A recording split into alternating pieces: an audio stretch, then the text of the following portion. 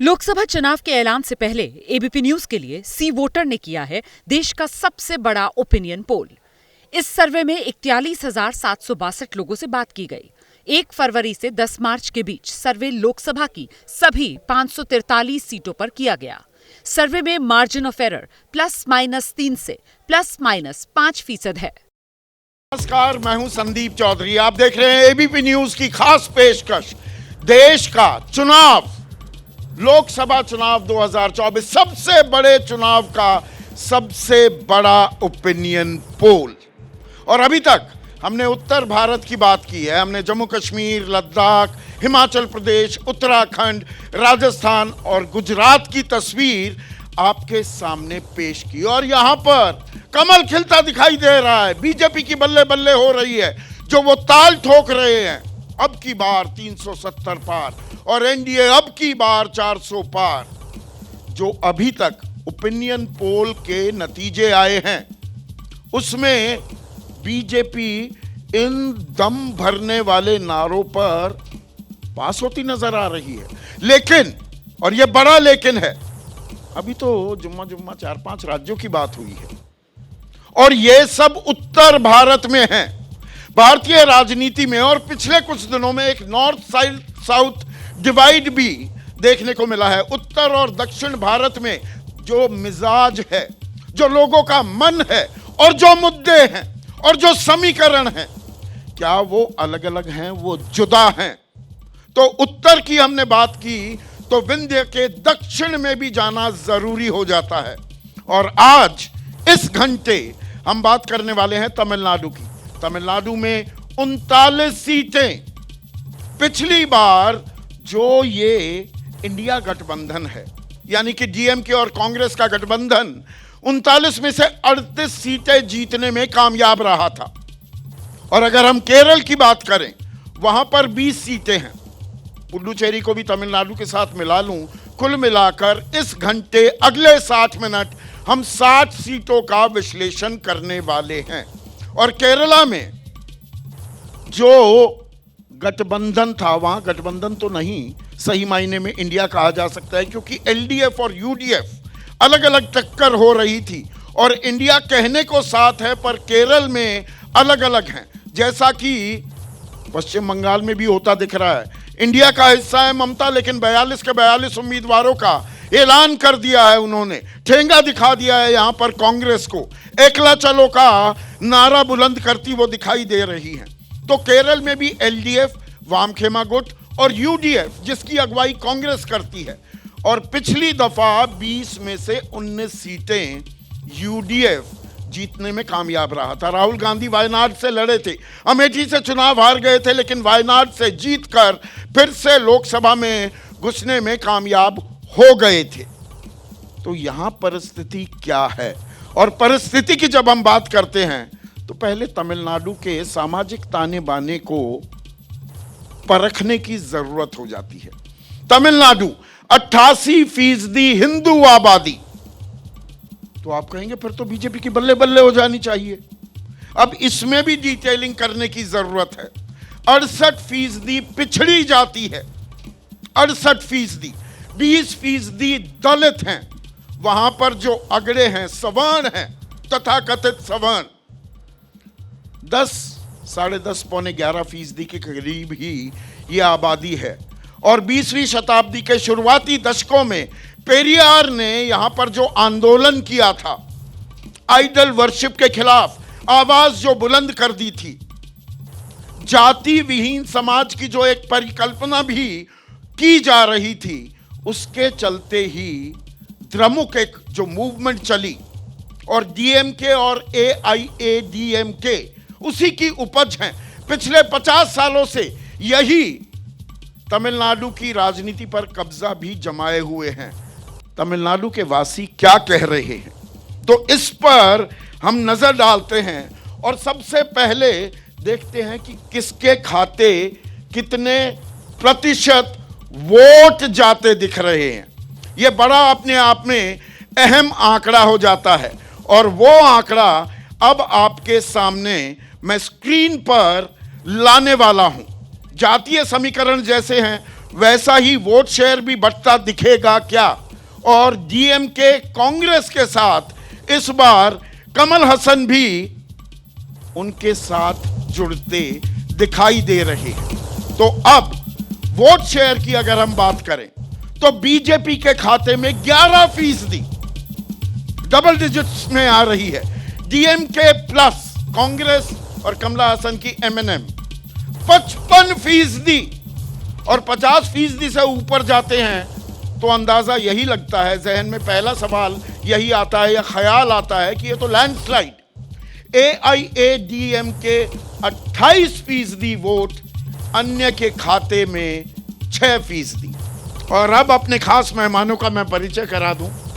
मेरे साथ विजय त्रिवेदी वरिष्ठ पत्रकार हैं, जाने माने राजनीतिक विश्लेषक अभय दुबे, प्रदीप सिंह किसी परिचय के मोहताज नहीं है, बेहतरीन एक आपका अखबार नाम का यूट्यूब चैनल भी चलाते हैं, विनोद अग्निहोत्री एक और वरिष्ठ पत्रकार, 2 विनोद हैं दरअसल आज हमारे साथ इस पैनल पर।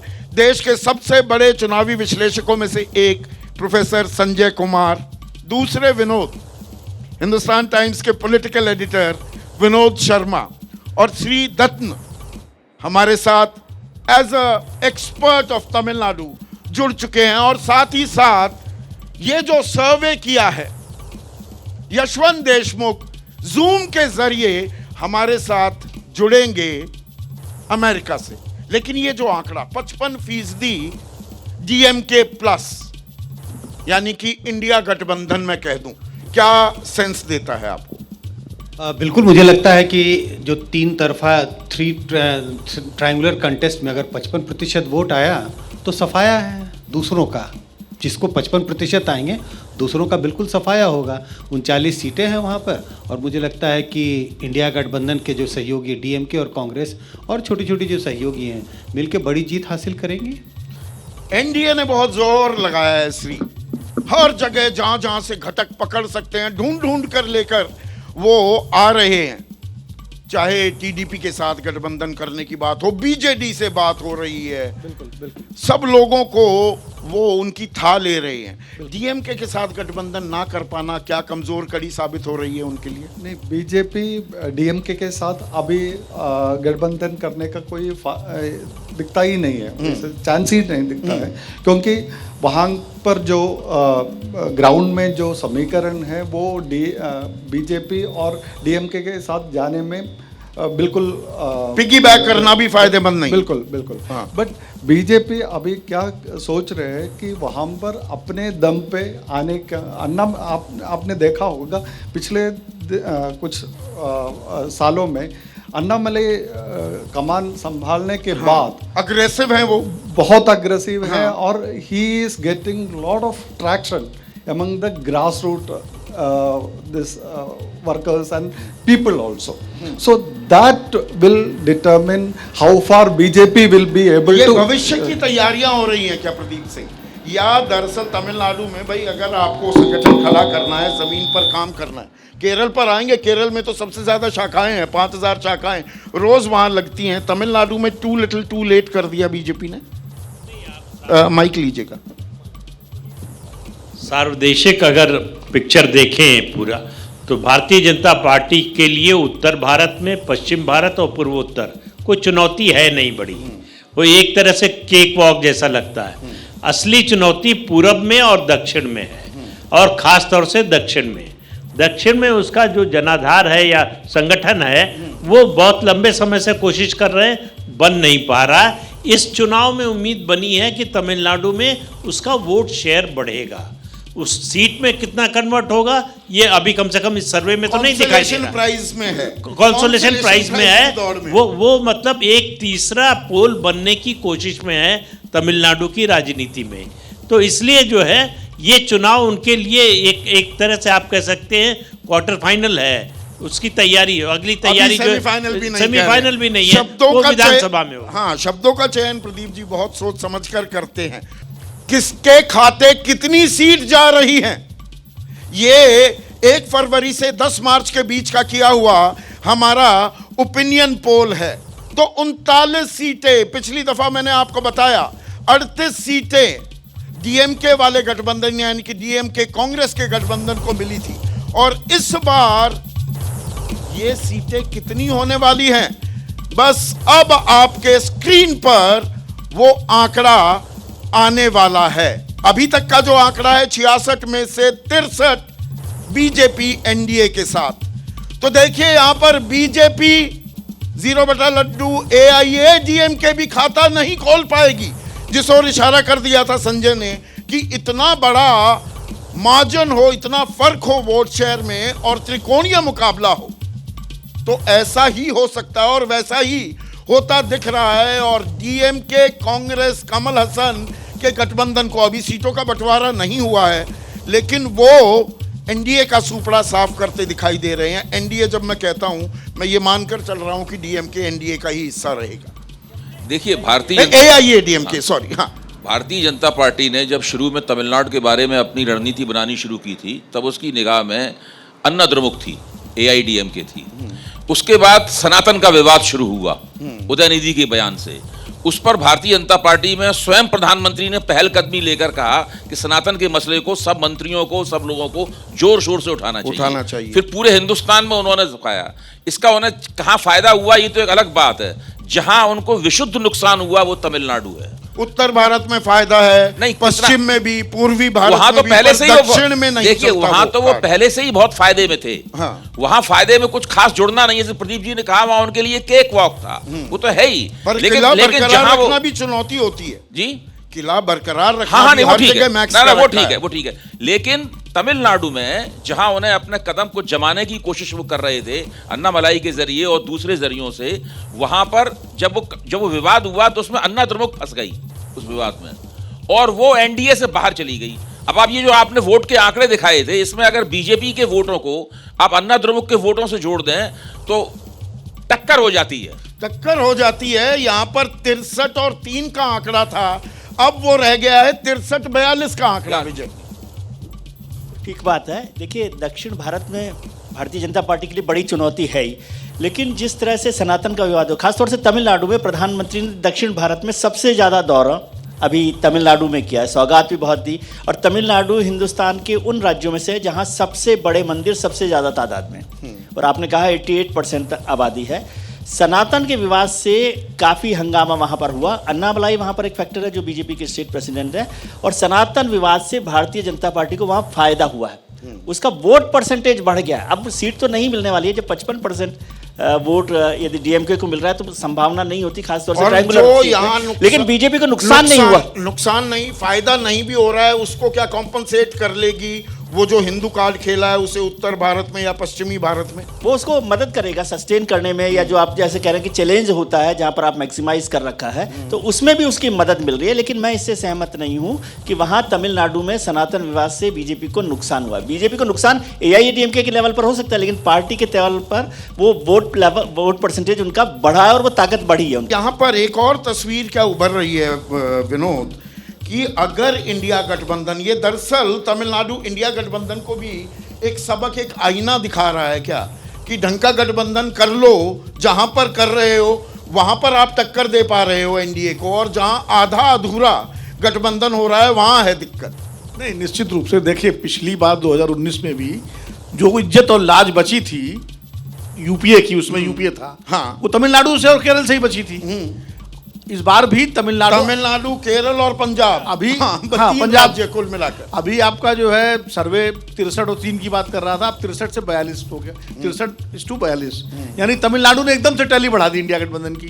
तो इंडिया गठबंधन के लिए 2 सबक है इसमें, एक तो इंटैक्ट गठबंधन हो और दूसरा लीडरशिप हो। स्थानीय स्तर पर एक मजबूत नेता भी होना चाहिए। एमके स्टालिन करुणानिधि के बाद एक मजबूत नेता के तौर पर, और सीटों के बंटवारे को लेकर वहां अंदर खाने से कोई बड़ी खबरें भी नहीं, बड़ी खबरें नहीं, कोई तनातनी नहीं है, हाँ, कोई तनातनी नहीं है, कोई इस तरह की नहीं है। सीटें कांग्रेस को मिलनी है, वो वहां हो गया, 9+1 हो गया, हाँ, वो तो उन्होंने कर लिया, उन्होंने उस सारा गठबंधन। हाँ। तो कुल मिलाकर के सबसे अगर इंटैक्ट और सबसे बेहतरीन तरीके से गठबंधन हुआ है इंडिया गठबंधन का, तो तमिलनाडु में हुआ है। और इसीलिए ये आपका जो सर्वे दिखा रहा है वो वही दिखा रहा है, 55-56% जो वोट परसेंटेज है। दूसरी बात यह है कि अन्नामलाई ने जो पेरियार पर हमला किया, जिसकी वजह से सबसे ज्यादा अन्ना द्रमुक को भी दिक्कत हुई और डीएमके को मौका मिला। डीएमके ने उसको मुद्दा बनाया, क्योंकि जब पेरियार वहां तमिलनाडु के नहीं पूरे दक्षिण भारत का द्रविड़ आंदोलन है, उसके वो नायक हैं, महानायक हैं। तो उस पर जब अन्नामलाई ने पेरियार पर हमला किया तो सीधे सीधे जो द्रविडियन पॉलिटिक्स है उसका पोलराइजेशन पर दिखी भी थी डीएमके, उसको हाँ, फ्रंट फुट पर उसका आने का पूरा मौका मिल गया। पोलराइजेशन जो है डीएमके के पक्ष में होता दिख रहा है। ठीक है, हमारे साथ यशवंत देशमुख भी जुड़ गए हैं जिन्होंने ये सर्वे किया है। यशवंत, यहाँ पर क्लीन स्वीप इंडिया गठबंधन करता दिख रहा है, डीएमके की अगुवाई वाला ये गठबंधन आपका, ये बिग टेक अवेज क्या हैं आपके तमिलनाडु के इस सर्वे के, आपकी निगाह में? देखिए, कभी कभी संदीप कुछ चुनाव ऐसे होते हैं जिनको दरअसल आने वाले चुनाव के मद्देनजर एनालाइज करना इंटरेस्टिंग होता है। मसलन ये जो चुनाव तमिलनाडु का है, ये इसको हम ये ना समझे कि यहाँ पर इंडिया का स्वीप है और इस तरीके से, वो तो है ही है। स्टालिन साहब की सरकार मजबूती से चल रही है, मुख्यमंत्री स्टालिन की छवि बहुत अच्छी है, लोकप्रिय मुख्यमंत्री हैं वो, उनके सामने अपोजिशन का बिल्कुल वैक्यूम है। दूसरा कोई नेता उनके आसपास बड़ा तमिलनाडु का खड़ा नहीं हो पा रहा है। बीजेपी अभी वहां पे नेसेंट पॉलिटिक्स कर रही है, यानी बिल्कुल शुरुआती चाल जो अपने आप खड़े होने वाली राजनीति होती है। ऐसे में उनको एक जिसे कहें कि खुली फील्ड, खुला मैदान मिला है स्कोर करने का, और वो अच्छे से कर रहे हैं। और जहां तक कि उनके सनातन के ऊपर उनके नेताओं का, उनके बेटे के विवादास्पद बयानों का सवाल है संदीप, वो भले ही बचे हुए देश में कांग्रेस के लिए दिक्कत पैदा कर रहा हो, लेकिन तमिलनाडु की राजनीति में उनको वो अच्छा खासा बेनिफिट दे रहा है। और कमला इसलिए हसन वो उस तरीके की का इस राजनीति गठबंधन में आ जाना, क्या वो एक प्लस पॉइंट, एक छौंक का काम भी कर रहा है? ज्यादा वो बिल्कुल, कमाल बिल्कुल। नहीं कर पाए राजनीति में जब से एंट्री की है। कमलनाथ हरियाणा के जयंत चौधरी हैं संदीप, कमला हसन, उनके आने की हाँ। डीएमके को कोई जरूरत नहीं है, लेकिन छौकन तो लग रही। आपने बिल्कुल सही शब्द का प्रयोग किया। छौंक की बात होती है और मसाले और स्पाइसेस सबसे ज्यादा किसी के मशहूर हैं तो वो है केरल राज्य, गॉड्स ओन कंट्री, खूबसूरत राज्य, हरियाली से भरा हुआ। पर वहां हरियाली किसकी झूमती हुई दिखाई दे रही है? तो उसके लिए केरल का आंकड़ा 2019 का फिर से याद दिला दूं, 20 सीटें हैं और यूडीएफ के खाते में 19 सीटें गई थी और 1 सीट एलडीएफ के खाते में गई थी। अब वोट शेयर कितना है, किसके खाते में कितना वोट शेयर जाता है, यहां पर बीजेपी पुरजोर कोशिश कर रही है सालों से कि भाई खाता तो खुल जाए, लेकिन लड़ाई एलडीएफ, वाम खेमे और कांग्रेस के बीच होती है। यहां इंडिया नाम का कोई गठबंधन नहीं है, इंडिया आपस में ही टकरा रहा है। उसके चलते क्या बीजेपी को कुछ फायदा हो रहा है? अब वोट शेयर आपके लिए स्क्रीन पर मैं लेकर आने वाला हूं, उससे अंदाजा लगेगा कौन कितने पानी में है, कौन कितना हरियाली दिखा रहा है। तो 20 सीटों का ये vote share, BJP vote share बढ़ाती दिख रही है 20%, यूडीएफ 45%, एलडीएफ 31%, अन्य के खाते में 4% वोट जाता दिख रहा है। 45-31 आकलन कुछ एक गेस करना चाहेंगे? 20 में से फिर ये सीटें कैसे बटेंगी? देखिए, बीजेपी का वोट तो बढ़ता हुआ दिखाई पड़ रहा है। पिछली बार उनके पास 13% वोट थे और 45 और जो वोट शेयर है अभी 45 और 31 का मतलब सीधा सीधा तो संबंध है कि इंडिया गठबंधन को, अब यहाँ इंडिया गठबंधन नहीं है, अगर हम यूडीएफ की बात करें तो यूडीएफ को तो बढ़त तो बहुत साफ है, लेकिन ट्रायंगुलर कॉन्टेस्ट है, त्रिकोणीय मुकाबले में 14% का फर्क, उसके मायने क्या होते हैं? उसके मायने ये होंगे 20 सीट में, मेरा अगर सीटों के आकलन देखेंगे तो 20 सीट में इनके पास 14 से 15 सीटें आनी चाहिए और 5 से 6 सीट एलडीएफ की तरफ जानी चाहिए। एबीपी सी न्यूज वोटर का आंकड़ा क्या है सीटों का? अब 63-42 पर आंकड़ा आकर अटका हुआ है 105 सीटों में से। अब ये 20 सीटें और जोड़ते हैं, 125 सीटें हो जाएंगी। बीजेपी फिर से खाता नहीं खोल पाएगी और एलडीएफ भी खाता नहीं खोल पाएगा। पिछली बार सीपीएम ने 1 सीट जीती थी और 20 सीटें यूडीएफ क्लीन स्वीप फिर से मारती हुई, फिर से बल्कि मैंने गलत शब्द इस्तेमाल कर दिया, पिछली दफा 19 सीटें ही थी। अब केरल, खूबसूरत केरल में ही मौजूद है मेरे सहयोगी रविकांत भी, और रविकांत की खूबसूरत तस्वीर भी ज़रा आप दिखा दीजिए हमारे स्क्रीन पर। और रविकांत के साथ कुछ लोग भी हैं। आंकड़ा यहाँ पर 20 में से 20 जाति दिख रही है यूडीएफ को। तो ऐसे में रविकांत, आपके साथ जो लोग हैं वो क्या कह रहे हैं हमारे सर्वे के बारे में, और आप वहां पर गए हैं, पहले अपनी जुबानी जमीन की कहानी वो भी थोड़ा बताइए।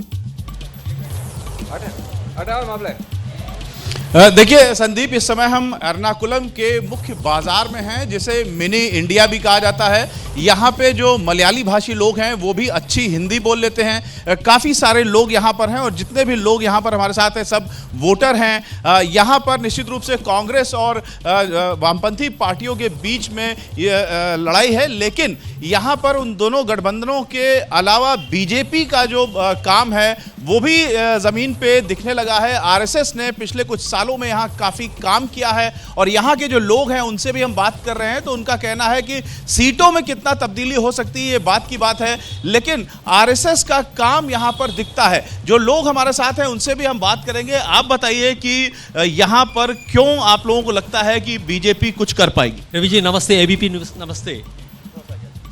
Now you are in the own God's own country में है और ये शहर को जानता है कि queen of Arabian Sea, that's Kochi को। ये जो नरेंद्र मोदी जी का सरकार है, ये जो सरकार आम जनता के लिए है, क्योंकि ये आदमी है विकास का आदमी है। सो विकास का मुद्दा लेके ये आगे बढ़ रहे हैं। सो इसी की वजह से यहाँ का लोग चाहता था लास्ट 60 ईयर्स ये जो कांग्रेस ने ये राज्य में क्या किया है, लेकिन ये जो 10 सालों में ये यहाँ का जनता के लिए 140 करोड़ का लोगों के लिए विकास का, नारी जन का, युवा पीढ़ियों का, लेकिन सीटों में क्यों ये बात तब्दील नहीं हो पा रही है? नहीं कि ये तो सीटों अलग बात है। ये जो आगे आ रहे हैं ना, जो चुनाव का 1 महीना हो सकता है, बीच में ये जो वातावरण कैसा बदल सकता है, लेकिन एक बात शक नहीं है कि हम 400 पार करेंगे, ये बात उसमें कुछ शक ही नहीं है। क्योंकि आजकल लोग जनता जानता है कि केरला में के लोग भी जानता है कि लेफ्ट और राइट हमें नहीं चाहिए, क्योंकि उनके पास क्या होता है जन के प्रति नहीं होता है। आप बीजेपी के सपोर्टर हैं? हम स्ट्रॉन्ग सपोर्टर है बीजेपी के सपोर्टर होने के बावजूद आप कह रहे हैं कि 400 पार का नारा झूठा है? नहीं, 400 पार करेंगे। हमारा जो प्रधानमंत्री जो बोलते हैं वो करेंगे, हमको इतना ऊपर विश्वास है और इस लोक पुरुष है। क्या आपको लगता है एक भी सीट केरल में आ पाएगी? एक सीट नहीं। हमारे जो प्रधानमंत्री ने क्या बताया था, जो केरल का प्रवास में उसने जो भाषण में दिया था कि इतना कॉन्फिडेंस से बताया था कि 2 नंबर से ज़्यादा हम आएंगे, आगे आएंगे। 10 सीट की ओर इशारा हो सकता है, जनता चाहता है, इसलिए हम काम कर रहे हैं। बाकी लोगों से भी बात करेंगे, आपके पास फिर से आएंगे। बीजेपी दरअसल खाता नहीं खोल रही है, लेकिन उनके सपोर्टर्स अभी वो उत्साहित हैं और कह रहे हैं अभी 1 महीना और बाकी है। यशवंत, ऐसे में भाई ये 1 फरवरी से 10 मार्च के बीच का सर्वे है, अभी समीकरण कुछ और बदल सकते हैं या मोटा मोटा खाका खिंच गया है केरल में? नहीं, केरल में मोटा मोटा खाका तो संदीप इसलिए खिंचा हुआ है कि केरल की सरकार के खिलाफ जो स्थानीय राज्य सरकार है, बहुत जबरदस्त एंटी इनकम्बेंसी का माहौल इस समय पनपा हुआ है। इनफैक्ट जब हम सारे राज्यों की तुलना करते हैं तो केरल, जहां के मुख्यमंत्री की बहुत अच्छी रेटिंग आती थी, इस समय बॉटम लिस्ट में रेटिंग्स उनकी चल रही है। तो एक स्वाभाविक सी बात है कि कांग्रेस को उसका लाभ मिल रहा है। जहां तक भारतीय जनता पार्टी का सवाल है संदीप, 20% वोट बड़ी बात है, नो डाउट, लेकिन सवाल यह है कि क्या बीजेपी जीतने की लड़ाई में किसी सीट पर है? तो उसका जवाब यह है, 1 सीट में तो डेफिनेटली उनकी लड़ाई जीत की है और वो सीट है त्रिवेंद्रम। उसके अलावा 3 सीटें ऐसी और है जहां पे वो क्लोज कॉर्नर कंटेस्ट में 30% से ज्यादा वोट पाने की स्थिति में हो सकते हैं, लेकिन उसमें से कन्वर्ट कितनी होगी ये कहना मुश्किल है। अगर शायद बीजेपी की कोई 1 सीट कन्वर्टेबल होगी, वो शायद त्रिवेंद्रम होगी। अपने फुटप्रिंट्स तो बढ़ा रही है बीजेपी, लेकिन वो जो एक फिगर होती है, थ्रेशोल्ड मार्क, वो क्रॉस नहीं कर पा रही है। संजय, बिल्कुल आपने इस बात का जिक्र कर दिया कि थ्रेशोल्ड क्रॉस नहीं कर पा रही है। 20% वोट उनको 1 भी सीटों में कन्वर्ट नहीं कर सकता, लेकिन मुझे लगता है बीजेपी की स्ट्रैटेजी थोड़ी सी अलग है। 3-4 सीटों पर वो फोकस कर रहे हैं। 1-2 सीटों का जिक्र यशवंत ने किया, 1-2 सीटें और हैं जिस पर वो फोकस कर रहे हैं। जीत ना भी हासिल हो, अगर 2 नंबर पे अगर सेकंड रनर अप अगर बीजेपी आ जाती है तो अपने आप में उस बात को भी भुनाने की कोशिश करेगी बीजेपी की कि उन्होंने दक्षिण में भी अपना पैर पसार लिया है। विनोद, कांग्रेस के बारे में कहा जा रहा था नुकसान हो सकता है, 15 सीटें कांग्रेस अपने दम पर लेकर आई थी 20 में, पर यहाँ पर जो आंकड़ा है वो तो लगता है कि नहीं, कोई नुकसान नहीं हो रहा है। तो वायनाड से लड़ने को लेकर भी बड़ा ऊहापोह थी, लेफ्ट कह रहा था नहीं लड़ो मत, तो वहाँ स्ट्रैटेजी काम करती दिख रही है कांग्रेस की। मैं इससे जुदा बात करना चाहता हूँ। अगर ये आपका आंकड़ा सही हो जाता है तो भारत की राजनीति के लिए एक टेक्टोनिक इवेंट होगा। ये left will be wiped out totally from this country, जो कि अच्छा नहीं है इस देश के लिए, किसी भी देश के लिए। किसी भी सोच का इस तरह से लुप्त हो जाना, जो कि एक प्रथम श्रेणी में वो सोच रहती थी एक समय में। तो इसमें वाम खेमे की खुद की कितनी जिम्मेदारी है? वो डायलेक्टिकल ये बात मटेरियल देखिए, मैं इसमें सिमेंटिक्स में नहीं जाऊंगा, हम क्लियरली पॉलिटिकल बात कर लेते हैं। ये बात सच है कि मैं एग्री करता हूँ यशवंत से, अगर वो ये कह रहे हैं तो कि मुख्यमंत्री जो हैं वहाँ पॉपुलर नहीं है क्योंकि 10 बरस से राज कर रहे हैं। पहली बार वहाँ पर एक ट्रेंड तोड़ा लेफ्ट ने और दूसरी बार सत्ता में आ गई प्रदेश में। शायद उसका मुआवजा उसको भुगतना पड़ रहा है, जो मुआवजा उसने वेस्ट बंगाल में कंसिस्टेंट रूल के चलते भुगता। इसमें इन्वेंट नहीं, आत्मविवेचना की जरूरत होगी लेफ्ट पार्टीज को। लेकिन मैं समझता हूं कि इस देश में जो लोग राजनीतिक समझ रखते हैं या उसमें इंटरेस्ट रखते हैं, उनको भी इसमें विस्तृत चर्चा करने की जरूरत है। ठीक है, हमारे साथ इस पैनल में सबसे तजुर्बेकार और सीधी बात कार्यक्रम करते थे, और सीधा सवाल मेरा कार्यक्रम है, थोड़ा अपने कार्यक्रम को भी प्रमोट करता चलूं बीच बीच में, समय यही है 7 से 8 मेरे कार्यक्रम का, वो अब हमारे बीच हैं। तो यहाँ आप देखिए दिलचस्प एक तस्वीर, उत्तर भारत की जब बात हो रही थी आपके आने से पहले, 66 सीट जम्मू कश्मीर, लद्दाख, उत्तराखंड, हिमाचल, राजस्थान और गुजरात, 66 में से 63 एनडीए के साथ, बल्कि मैं कहूँ बीजेपी के साथ। अब हो गया है आंकड़ा 63-62 का। ये दक्षिण क्या कहानी कह रहा है? तमिलनाडु में क्लीन स्वीप और केरल में भी पलटकर कहूं बीजेपी का सुपड़ा साफ, मतलब खाता फिर भी नहीं खुल रहा। क्या कहानी कह रहा है ये? आपने नॉर्थ साउथ डिवाइड एक्सप्रेस कर दिया ना, जो अभी तक लगता था नारा कि साउथ एंड नॉर्थ जो है डिवाइड होता है। जैसे कांग्रेस इमरजेंसी के अंदर भी यही होगा, आपको याद होगा, उस सारे नॉर्थ के अंदर कांग्रेस निपट गई थी, परंतु साउथ में फिर जीत करके आ गए थे। तो ये साउथ नॉर्थ अलग अलग होता रहता है, इसमें दिखाई दे रहा है इसके अंदर, क्योंकि बीजेपी की आप कितने भी तुलनाएं करते जा रहे हैं, साउथ के अंदर उन्होंने कोशिश की, और ओपिनियन पोल तो ओपिनियन पोल होता है, परंतु ये बताना कि ये होने वाला है, नॉर्थ में जीतने वाली है बीजेपी, इसके लिए ओपिनियन पोल की जरूरत नहीं है, वैसे ही पता है हमारे नहीं होने वाली है, क्योंकि कांग्रेस जहाँ पर है, साउथ जनता का सबब थोड़ी साउथ में बीजेपी नहीं जीतेगी, इसके अंदर भी कोई शक किसी को नहीं था। हम लोगों में से किसी को होगा कि 20% वोट बढ़ के, पिछली बार पता नहीं कितनी सीटें जीते थी, उनका लड़ी थी उन्होंने, इस बार शायद 12 सीटें लड़ रहे हैं। पिछली बार जितनी सीटें आप ज़्यादा लड़ेंगे उतने परसेंट बढ़ेंगे आपके, तो उसमें कोई बड़ी बात नहीं है। पर कन्वर्ट हो सकता कि नहीं हो सकता, क्योंकि फैसला ये होना है इस देश के अंदर कि जहाँ जहाँ लेफ्ट है, विनोद मेरे मित्र हैं, अच्छे मित्र हैं, उनका आइडियोलॉजी खत्म होती जा रही है, जहाँ जहाँ लेफ्ट है वहाँ कांग्रेस से झगड़ा था, चाहे वेस्ट बंगाल था केरला था। तो जहाँ कांग्रेस और लेफ्ट है वहाँ जब लेफ्ट खत्म होती है, उसका फायदा बीजेपी को अभी तक नहीं दिखाई दे रहा है, वहाँ कांग्रेस को ही होता चला जा रहा है, या कांग्रेस की कोई टूटी हुई पार्टी जैसे टीएमसी जैसे बन गई वहाँ पर। तो इसलिए बड़ा स्पष्ट है कि कांग्रेस और लेफ्ट के ऑल्टरनेटिव में बीजेपी अभी कुछ साल लगेंगे ऑल्टरनेटिव बनने के लिए। केरल में तो सालों से अभी कह रहे थे ना कि तो वहाँ मार्क क्यों नहीं कर पा रहे? ये देखिए एक आम दर्शक की बड़ी दिलचस्पी है, उसी पे आ रहा हूँ मैं। उत्तर भारत में मैक्स कर रहे हैं और दक्षिण में घुस ही नहीं पा रहे। ये अभी कुछ कह रहे थे कि आरएसएस का काम बढ़ा है। मैं तो देख रहा हूँ कि विवेकानंद जब बना था, हालांकि वो कन्याकुमारी में बनता है, विवेकानंद मिशन बना था, वो त्रिवेंद्रम से थोड़ी दूर बाहर गए, और आरएसएस और सीपीएम के पीछे लड़ाई पिछले 50 साल से कई लोगों मार के 100 लोगों मारे जाते हैं एक दूसरे के ऊपर, परंतु वो कल्चरल फाइट है, वो ये पॉलिटिकल फाइट कभी आरएसएस से परिविल नहीं। जब से बीजेपी हावी हुई है तब से उसको पॉलिटिकल फाइट में कन्वर्ट कर दिया गया है। और डेमोग्राफी की उसकी ऐसी है जबकि जहाँ पर 30% के करीब क्रिश्चियंस हों या 20% 25%। स्पिल ओवर क्या कर्नाटक में, आंध्रा में भी दिखेगा? या हर राज्य की अपनी अलग कहानी? कर्नाटका एक पॉलिटिक्स अलग है। कर्नाटका में उस तरह का पॉलिटिजाइजेशन नहीं हुआ कि कास्ट ब्रेक करने का जो हिस्ट्री बनी है, उस द्रविड़ियन पत्रिका के पर लोग बात कर रहे थे। पेरियार 1967 के अंदर हम लोग जब स्टूडेंट थे उस वक्त लगाते थे कि पेरियार जब रामायण के ऊपर पोस्टर लगते कैसे रामायण को जला रहा है, कैसे वो कर रहा है, उस जमाने चलता आ रहा है अभी तक, उसका कोई असर नहीं हुआ। पर कर्नाटक के अंदर कास्ट बैरियर छोड़ना कि कास्ट को काट करके कास्ट पॉलिटिक्स बढ़ जाना वहाँ पर, वो जो शुरू हुआ था उसका असर बीजेपी ने कास्ट काट दी जा करके। परंतु तमिलनाडु में अभी तक नहीं पड़े ग्रामीण यूनिवर्सिटी, क्योंकि वहाँ पर जो सक्सेसफुल नहीं हो पा रहे हैं। प्रदीप जी क्या वजह क्या पा रहे हैं?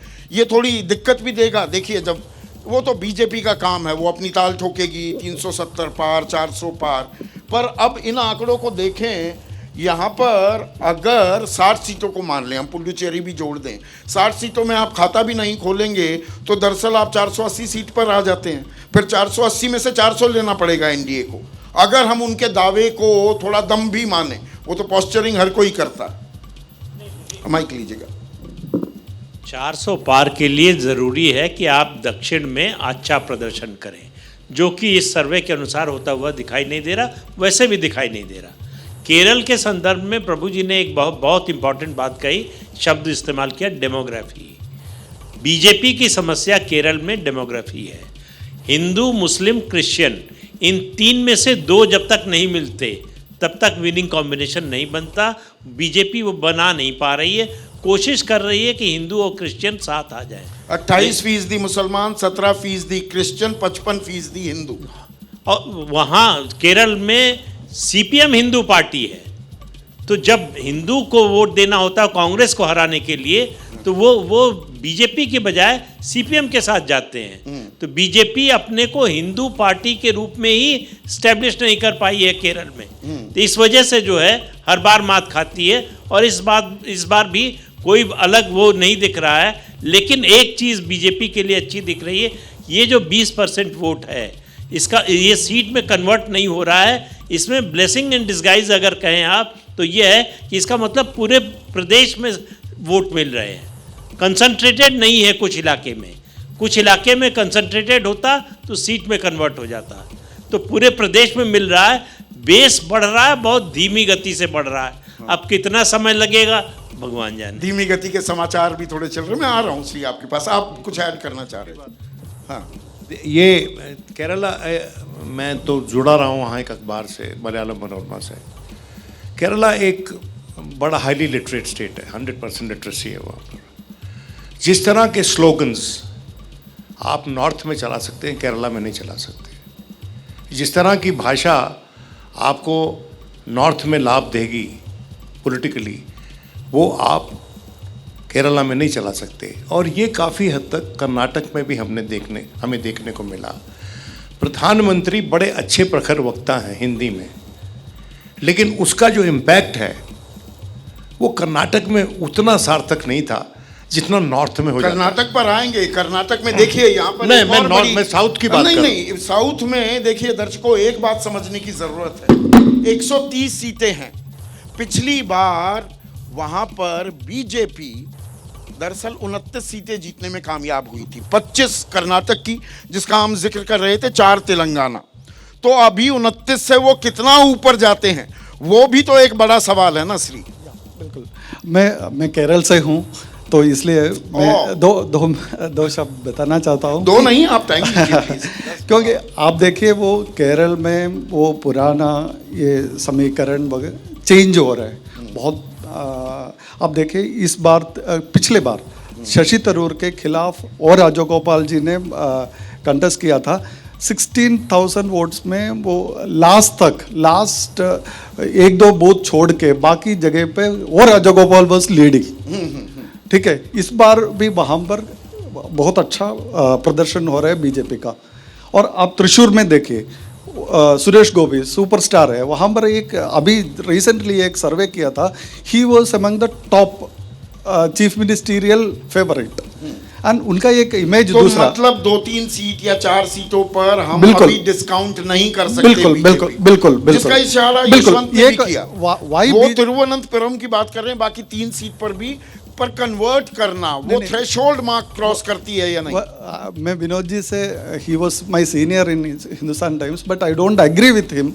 बिकॉज वो वहाँ पर क्या होता है, जब when BJP is about to win the cross voting होता है, because both UDF and LDF cross votes and पिछले बार त्रिवेंद्रम में यही हुआ था। तो बीजेपी ये काम नॉर्थ में करती है, साउथ में उसके खिलाफ हो जाता है, यही राजनीति है। मैं भी एक साउथ के अखबार से जुड़ा हुआ हूँ, केरला में काफ़ी विजिट करता हूँ, क्योंकि अब क्या हुआ कि हम लोगों का परसेप्टिव जर्नलिज्म हो गया है। हम जो परसेप्टिव बढ़ा लेते हैं किसी, और गोपी है अब राज्यसभा में रहे हैं, उनको नॉमिनेट किया था, बीजेपी से लेना देना नहीं था उनका, हीरो हैं ठीक है, और बीजेपी के लिए कितना काम किया, कितना पार्लियामेंट में बोले, सब पार्लियामेंट में तो लोगों को वहाँ पर रिकॉर्ड दिखाया जा रहा है कि क्या रिकॉर्ड है उनका वहाँ पर। त्रिशूर एक पोलराइज कॉन्स्टिट्यूंसी है वहाँ पर, इसलिए उनको वहाँ पर रखा गया कि वहाँ पर मिनिमम हिंदू वोट ज़्यादा मायने करते हैं। केरला और तिरुवनंतपुरम जैसे जी कह रहे हैं कि जीत सकते हैं, और तिरुवनंतपुरम में अभी घूम के आया हूँ, मेरे को तो जैसे हम मध्य प्रदेश गए थे उल्टा रिजल्ट आया, हो सकता आ जाए, मेरे को उसके अंदर कोई डाउट नहीं है। सब लोग कह रहे थे कि मध्य प्रदेश हम जीतेंगे।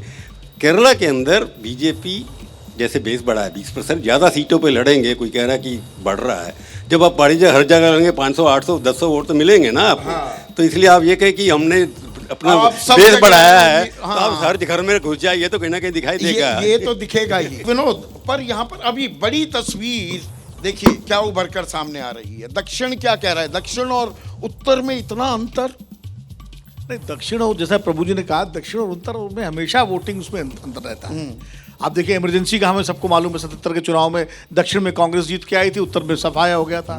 84 में जब 415 सीटें आई कांग्रेस की, तब भी आंध्रा में जो है, बस आंध्रा ने रोक लिया था। तो विजय रथ जो है उसका मतलब वहां पर तो अलग अलग राज्य का अलग अलग रहता है। मैं केरल के बारे में एक बात करना चाहता था, जो अभी प्रदीप जी ने कही, हिंदू और ईसाइयों को मिलाने।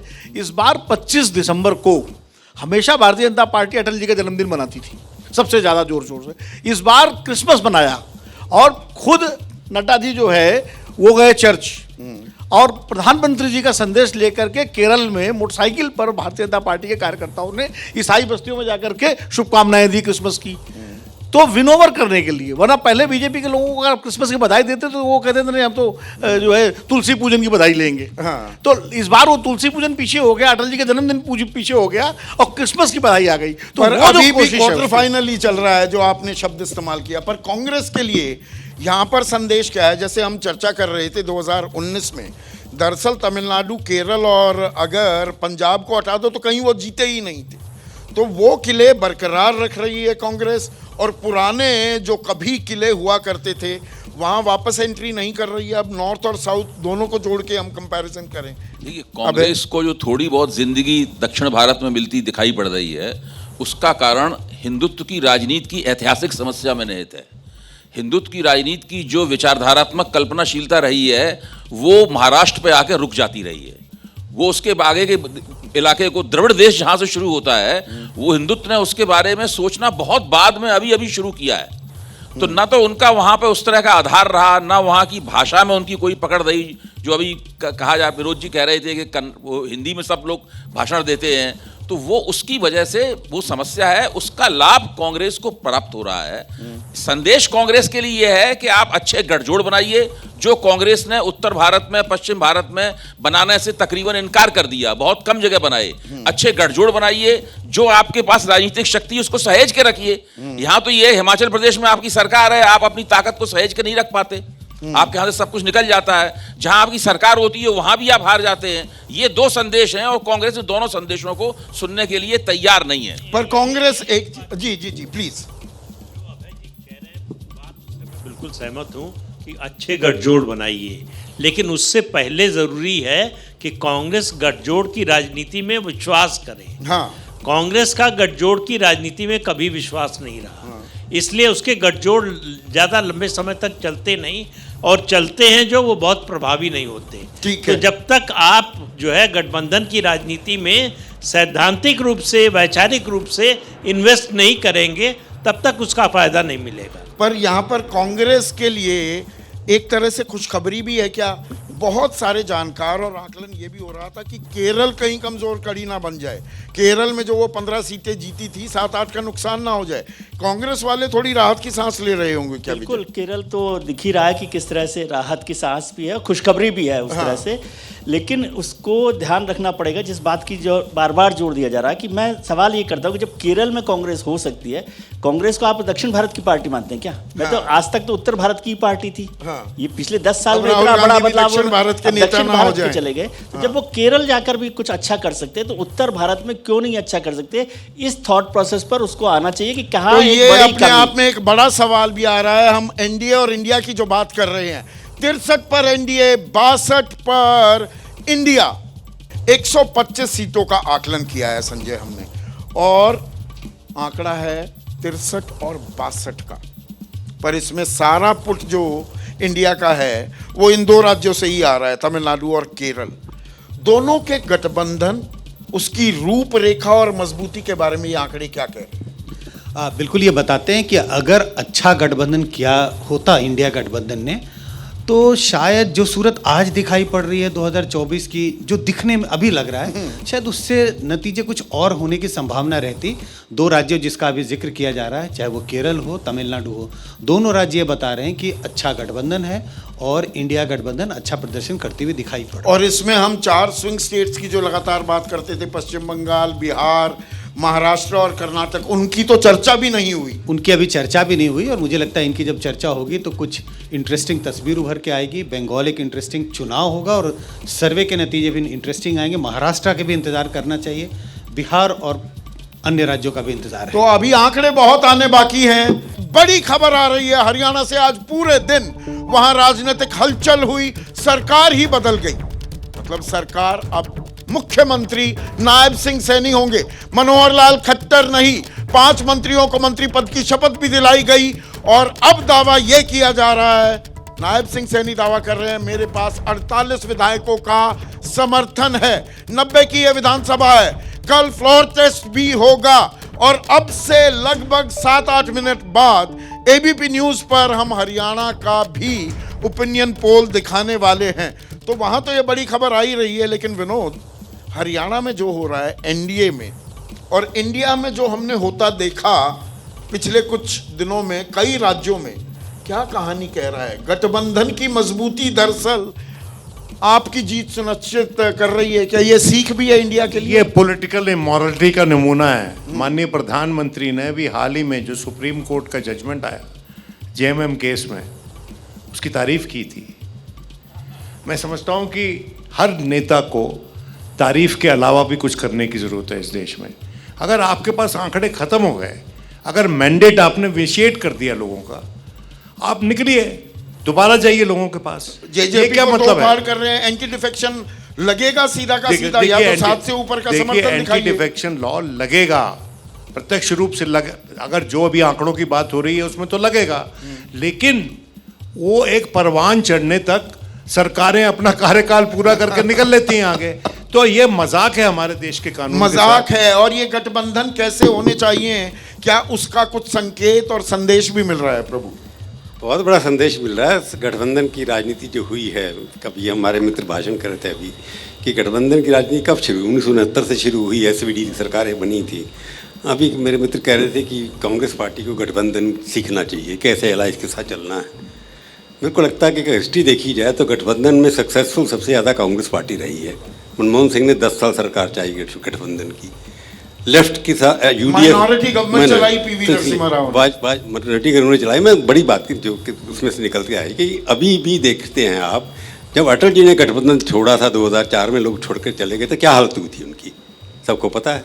ओपिनियन पोल कह रहे 350 सीटें मिली थी, मिली थी 140, तो 169। तो ये गठबंधन के अंदर कांग्रेस ज्यादा गठबंधन में सक्सेसफुल रही है। पर इस बार कांग्रेस के लिए सबक ये है कि वो काम नहीं कर पाई, और ये आंकड़े वो तो एंटी वही ना, कांग्रेस की लीडरशिप ऐसी है तो वो गठबंधन क्या करेगी, कांग्रेस को फिर भी वोट दे देते लोग। तो कांग्रेस की लीडरशिप की भी कमी है। लेकिन यहाँ बीजेपी के लिए एक नई समस्या खड़ी हो गई है क्या प्रदीप जी? अभी एक और बड़ी खबर आ रही है हरियाणा से, सबसे वरिष्ठ, सबसे पुराने जो नेता हैं बीजेपी के, अनिल विज, एक्स पर उन्होंने एक्स मिनिस्टर लिख दिया है अपना बायो। तो एक्स मिनिस्टर तो हो ही गए हैं उनको मंत्री पद की शपथ तो दिलाई नहीं गई। देखिए, पंचमढ़ी का जो अधिवेशन का जो रेजोल्यूशन था कांग्रेस का कि हम गठबंधन की और जातिवादी शक्तियों के साथ नहीं जाएंगे, गठबंधन की राजनीति नहीं करेंगे। पीवी नरसिम्हा राव ने माइनॉरिटी की गवर्नमेंट चलाई, सांसद खरीद कर चलाई, सुप्रीम कोर्ट से साबित हुआ। अब सुप्रीम कोर्ट ने अपना फैसला बदला है कि जो है उनको सजा मिलनी चाहिए थी। तो ये कहना कि कांग्रेस ही सबसे ज्यादा गठबंधन की में सभी दंगे हैं, पर जो चार चरित्र चेहरे की बीजेपी दुहाई देती नहीं, उसको कोई डिफेंड नहीं कर सकता। जो बीजेपी कर रही वो उससे मतलब कांग्रेस ने जो किया उसकी वजह से अच्छा नहीं हो गया। ये बात कहने की कोशिश मैं नहीं कर रहा हूँ, लेकिन मैं कह रहा हूँ कि आप गठबंधन की राजनीति बीजेपी की देखिए जनसंघ के समय से और कांग्रेस की देखिए। कांग्रेस के लिए सबक भी है सीधा, अगर जो अब बात आप कह रहे हैं उसे एक लाइन में पूछो। देखिए, हरियाणा की राजनीति के संदर्भ में अगर हम लोग चर्चा करें तो हरियाणा में सबको पता है कि पिछली बार भारतीय जनता पार्टी की सरकार क्यों बनी। वो और भी ज्यादा हार सकती थी अगर वहां पर जाट वोट जो हैं, जो भारतीय जनता पार्टी ने जाट बनाम नॉन जाट कर रखा है, वो कंसोलिडेट हो जाते। इस बार भी आप देखिए भूपेंद्र सिंह हुड्डा ने क्या कहा है इसके ऊपर।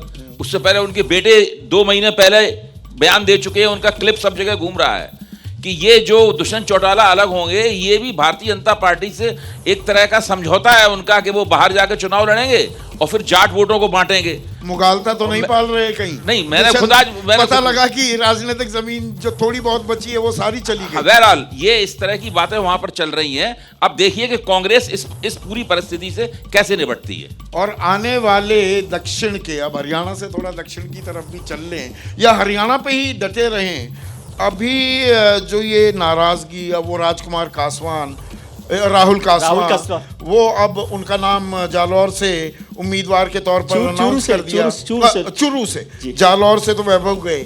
तो ये जो इंडिया गठबंधन लोग छोड़ रहे थे, अब क्या कुछ सिर पुटव्वल सामने बीजेपी के अंदर खाने से भी आती दिखेगी क्या? देखिए, ये बात हम पहले भी चर्चा करते रहे कि जितना बीजेपी बाहर से लोगों को लेकर आ रही है तो उससे जाहिर तौर पे कुछ ना कुछ नाराजगी तो बढ़ेगी और वो कभी ना कभी बाहर सरफेस पर भी आने वाली है। और वो नजर आ रही है। जैसे ब्रजेंद्र सिंह का भी नाम और आप जोड़ लीजिए, हिसार में वो कांग्रेस के कैंडिडेट हो गए, कांग्रेस के खाते में आ गए हैं। तो इस तरह से धीरे धीरे होगा। लेकिन अभी क्या है कि भारतीय जनता पार्टी के पास केंद्र में और राज्यों में बहुत जगह सरकार है, तो लोग मन मसोसने के बाद भी थोड़ी सी उम्मीद रखते हैं। मन मसोसने के बाद थोड़ी उम्मीद रखते हैं। गठबंधन की भी ताकत है, धन बल बाहुबल की भी ताकत, राजनीति में उसका इस्तेमाल होता रहता है। दिलचस्प खेल हुआ है आज राजनीति का। हरियाणा में